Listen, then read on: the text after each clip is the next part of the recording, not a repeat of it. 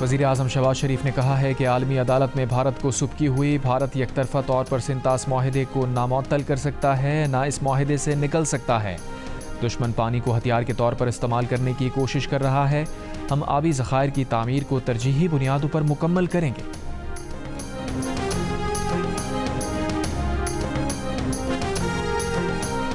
پاکستان نے سلامتی کونسل کی صدارت سنبھال لی۔ اقوام متحدہ میں پاکستان کے مستقل نمائندے عاصم افتخار احمد نے کہا، پاکستان دنیا بھر میں تنازعات کا مذاکرات کے ذریعے حل کا حامی ہے۔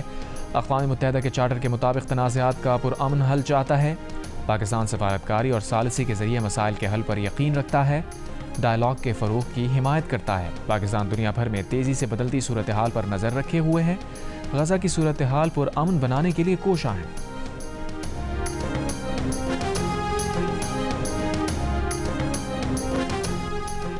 پاکستان اور بھارت کے درمیان قیدیوں کی فہرستوں کا تبادلہ۔ ترجمان دفتر خارجہ کا کہنا ہے کہ پاکستان نے 246 بھارتی یا ممکنہ بھارتی قیدیوں کی فہرست بھارت کو دی ہے۔ ان قیدیوں میں 53 عام شہری اور 193 ماہی گیر شامل ہیں۔ بھارت نے 463 پاکستانی یا ممکنہ پاکستانی قیدیوں کی فہرست پاکستان کو دی۔ بھارتی فہرست میں 382 عام شہری اور 81 ماہی گیر قیدی شامل ہیں۔ ترجمان کا کہنا ہے کہ پاکستان نے سزا مکمل کرنے والے تمام قیدیوں کی فوری رہائی کا مطالبہ کیا ہے۔ پاکستان نے جسمانی اور ذہنی بیمار قیدیوں کی شہریت کی تصدیق کے لیے قونصل رسائی کی درخواست بھی دی ہے۔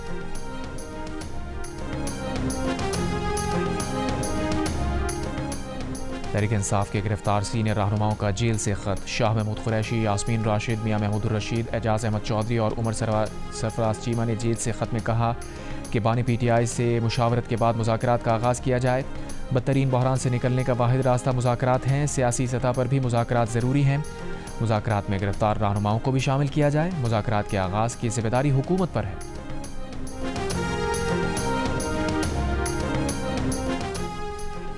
وزیر دفاع خواجہ آصف نے وفاقی اور پنجاب حکومتوں میں پیپلز پارٹی کی شمولیت کا اشارہ دے دیا۔ جیو نیوز سے گفتگو میں کہا، اس وقت کیا ہو رہا ہے یہ تو نہیں بتا سکتے، لیکن امکان ہے کہ پیپلز پارٹی حکومت میں شامل ہو جائے۔ پیپلز پارٹی سے حکومت کے رابطوں کی تفصیلات کا انہیں علم نہیں۔ سندھ کے سینئر وزیر شرجیل میمن نے کہا تھا کہ فی الحال وفاق سے پیپلز پارٹی کو کوئی پیشکش نہیں کی گئی، وہ ایسی باتوں کی تردید کرتے ہیں۔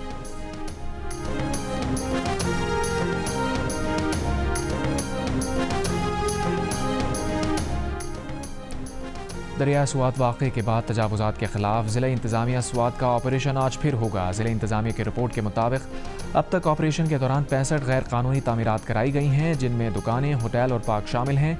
15.7 کنال اراضی واگزار کرا کے 2 کلومیٹر رقبہ کلیئر کیا گیا ہے۔ تجاوزات قائم کرنے پر 25 افراد کے خلاف مقدمات درج کیے گئے۔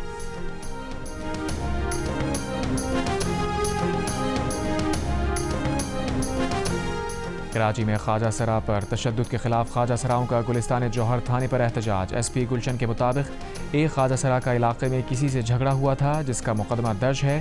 ملزم کی گرفتاری کے لیے چھاپے مار رہے ہیں۔ مقدمہ درج ہونے کے بعد خواجہ سرا واپس چلے گئے۔ ذرائع کے مطابق ایک خواجہ سرا کے بھائی کا ہوٹل پر رقم کے تنازع پر جھگڑا ہوا تھا۔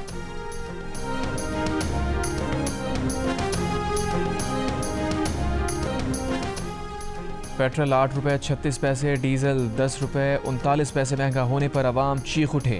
پیٹرول مصنوعات کی قیمتیں کم کرنے کا مطالبہ۔ ذرائع کے مطابق حکومت نے پیٹرول مصنوعات کی نئی قیمتوں میں 2.5 روپے کاربن لیوی عائد کی ہے۔ پیٹرول پر لیوی کم کر کے 75 روپے 52 پیسے فی لیٹر کر دی گئی۔ ہائی سپیڈ ڈیزل پر لیوی 74 روپے 51 پیسے مقرر کی گئی ہے۔ قیمتوں میں اضافے کے بعد بسوں کے کرایوں میں بھی اضافہ۔ شہریوں کا کہنا ہے کہ پیٹرول کی قیمت بڑھتی ہے تو کرائے بڑھ جاتے ہیں، لیکن جب پیٹرول کی قیمت کم ہوتی ہے تو کرائے کم نہیں ہوتے۔ ٹرانسپورٹرز کہتے ہیں کہ کرائے بڑھانا مجبوری ہے، سب اخراجات پورے کرنے ہوتے ہیں۔ پیٹرول مصنوعات کی قیمتوں میں اضافے سے کاروبار پر اثر پڑتا ہے۔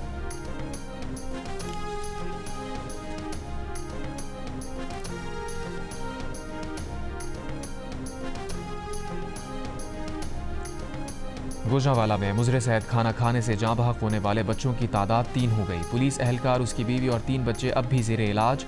غمزدہ باپ کے مطابق بیٹی کی سالگرہ پر دکانوں سے شاورما اور کیک منگوایا تھا، جسے کھانے کے بعد گھر والوں کی حالت غیر ہو گئی تھی۔ FBR میں زہر خورانی اور FIR میں زہر خورانی اور قتل کی دفعات شامل۔ 6 دکاندار گرفتار، کھانے کے نمونے لیبارٹری بھجوا دیے گئے۔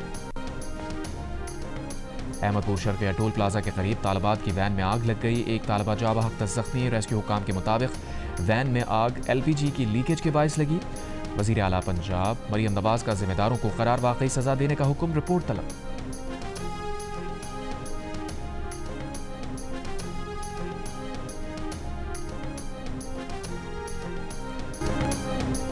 تین ماہ بعد پاکستان میں فروخت ہونے والی ہر دوا پر بار کوڈ موجود ہوگا۔ وفاقی وزیر صحت مصطفیٰ کمال نے کہا کہ بار کوڈ موبائل سے اسکین کر کے دوا کے اصل ہونے اور ایکسپائری کی مدت چیک کی جا سکے گی۔ پولیو کے مکمل خاتمے کے لیے 15 سال تک کے بچوں کی ویکسین دینے کا فیصلہ کیا گیا ہے۔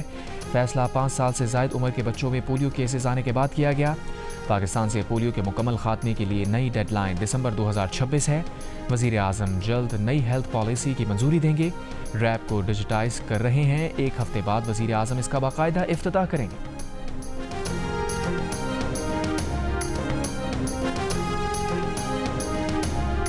کراچی کے صارفین کے لیے بھی اپنا میٹر اپنی ریڈنگ سہولت جلد دستیاب ہوگی۔ ترجمان KE کے مطابق ادارے کی ایپ میں نیا فیچر شامل کرنے کے لیے کام کر رہے ہیں۔ جلد کے الیکٹرک کے صارفین اپنی ریڈنگ ایپ کے ذریعے بھجوا سکیں گے۔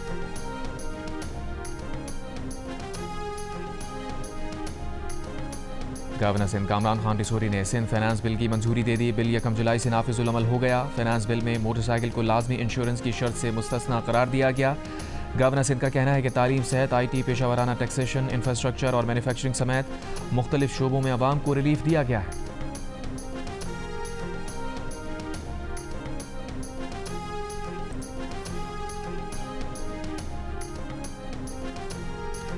امریکی صدر ڈونلڈ ٹرمپ نے ایک بار پھر نیو یارک کی میئرشپ کے امیدوار زہران ممدانی کو تنقید کا نشانہ بنا دیا۔ زہران ممدانی کو خوفناک اور کمیونسٹ قرار دے دیا۔ ڈونلڈ ٹرمپ نے کہا کہ انہیں لگتا ہے کہ یہ بہت بری خبر ہے، لیکن وہ ممدانی کے ساتھ بہت مزہ کرنے جا رہے ہیں۔ وہ دیکھنا چاہیں گے کہ ممدانی کو پیسے لینے کے لیے وائٹ ہاؤس آنا پڑے گا۔ صدر ٹرمپ نے کہا کہ اگر نیو یارک کے لوگ زہران ممدانی کی طرف جاتے ہیں تو وہ پاگل ہیں۔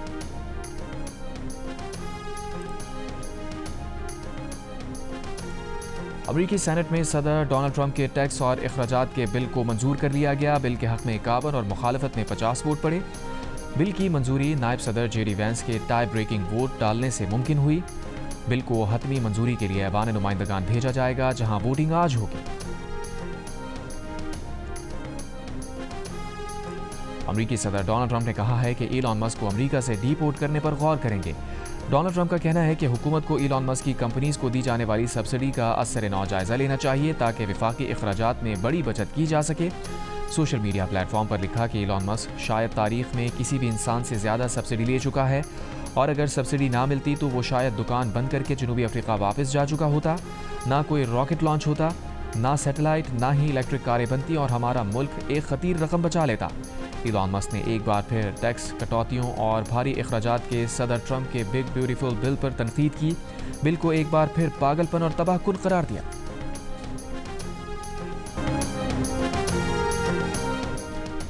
اور امریکی صدر ڈونلڈ ٹرمپ کا کہنا ہے کہ غزہ میں اگلے ہفتے تک جنگ بندی تک پہنچ سکتے ہیں۔ میڈیا سے گفتگو کے دوران صحافی نے سوال کیا، کیا 7 جولائی کو نیتنیاہو کی وائٹ ہاؤس کے دورے سے پہلے غزہ میں جنگ بندی ہو سکتی ہے؟ صدر ٹرمپ نے کہا انہیں امید ہے ایسا ہونے والا ہے، ہم اگلے ہفتے تک ایسا ہونے کی تلاش میں ہیں۔ یہ بھی کہا کہ بھارت کے ساتھ ڈیل کا امکان ہے، جاپان کے ساتھ تجارتی معاہدہ ہونے پر شبہ ہے۔